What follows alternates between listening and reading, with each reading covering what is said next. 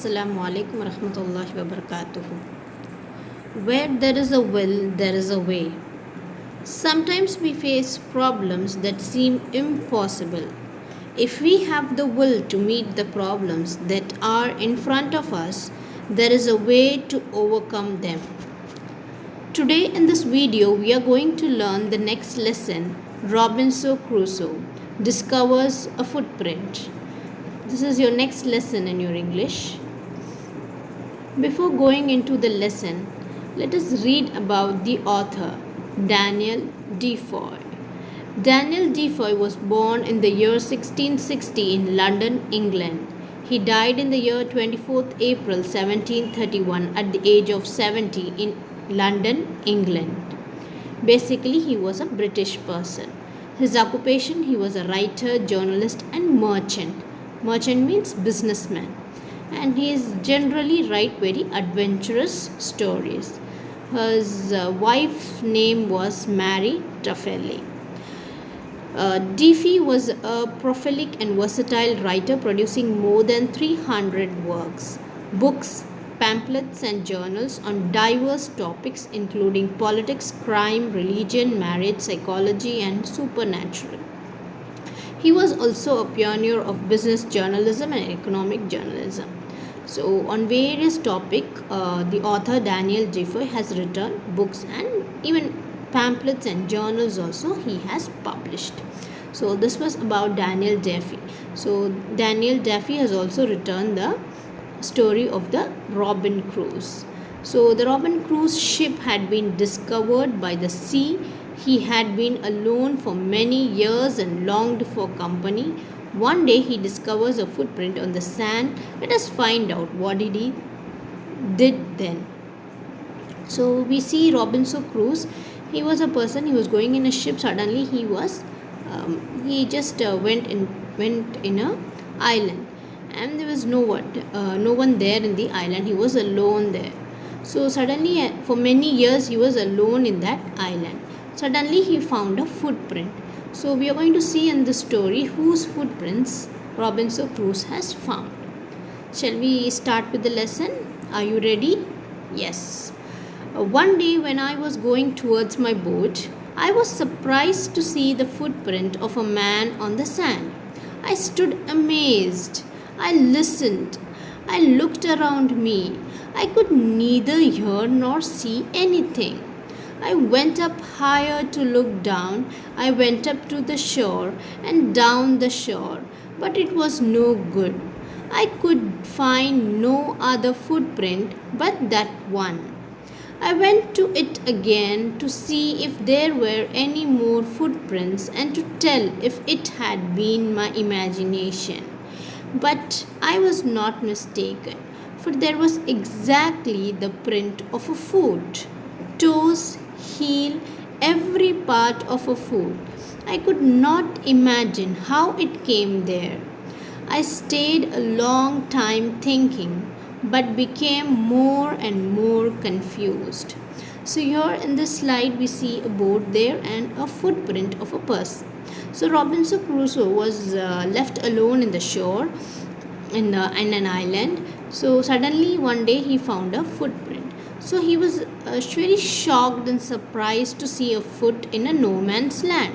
So he just keep looking around here and there if he could find any other footprints, and whose footprint is this? He was thinking and thinking and thinking, and he was trying to hear someone is there whose noise he is able to hear. But he could not hear anything and he could not see anybody there. He went up the hill to see from the mountain if there is somebody. He went to the shore, he went to this corner, he went to that corner, and he was trying to even search for other footprints if it's there somewhere. But he did not find anything. It was just one near the boat. So he was very surprised and he was thinking and thinking and he was very confused now.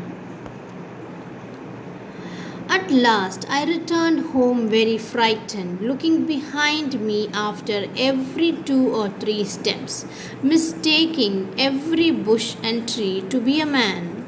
When I came to my cave, which I called my castle, I ran inside it. As as if I was being chased. I do not remember whether I used the ladder or went in by the hole in the. So here we see that after looking for all the footprints, he went back to his house. So his house was a cave where he was living, and he called it a castle. A castle means a palace. So he was very frightened now. Frightened means he was very scared because he feels that someone is following him. He was running back to his house inside his cave. As he was running back, he was like turning and looking behind him. For every one or two steps, he is turning and looking at the back. And he thought that someone is there at the back. So the sound which is made by the bush and all, he feels that someone is making a noise. A man is standing there behind the tree. So he was looking behind every time back when he was running. And finally he came back to his cave and he just rushed inside the cave, which I called the door. I ran for cover faster than any animal could run.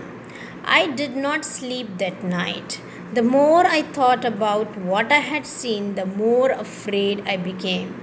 I thought I could be one of the savages of the land who had wandered out to the sea in a small boat. Luckily, I was not on shore at that time. But what if he had seen my boat? If he had seen the boat, he would have realized that someone lived on the island would soon return with others to kill and eat me. So here Robinson Crusoe was alone in the island, right? So he had made a ship on his own so that he will save his life. So here he was very frightened now. So just to save his life, he ran like an animal inside his cave. That night he was not feeling very sleepy. He was very afraid, so he could not sleep because of that. And he was afraid that someone would have come there, and what if he was being noted by them? They would have killed this Robinson. So he was very afraid because of that. Now he's thinking that the person might have seen my ship. So if he has seen his ship, then he will come back with many more people, and he is going to kill Crusoe and he's going to eat him. So that was frightening Robinson Crusoe. And so I lay fearful for many days and prayed for protection. In doing so, I was much comforted and began going out to investigate. But even now, as I went forward, I looked behind me frequently because I was still very frightened. So after many days, he was like praying and he was trying to ask protection from the God. After doing so, he was feeling a little better. Then he started going on investigation. Now again he started to investigate what was this, how this came and all that. Then he went forward, and as he was walking, he was a little frightened only. Frequently he was turning. Frequently means again and again, very quickly he was turning back and he was seeing anybody is there or what. However, I went about for 2 or 3 days and saw nothing. I became a little bolder. I decided to go down to the shore again and examine the footprint once more. I decided to measure it with my own footmark. So here what happened? He was like 2-3 days he was just investigating there, and then he decided to go to the shore and look at the footprint and try to see whose footprint it is. He was measuring it with his own footprint.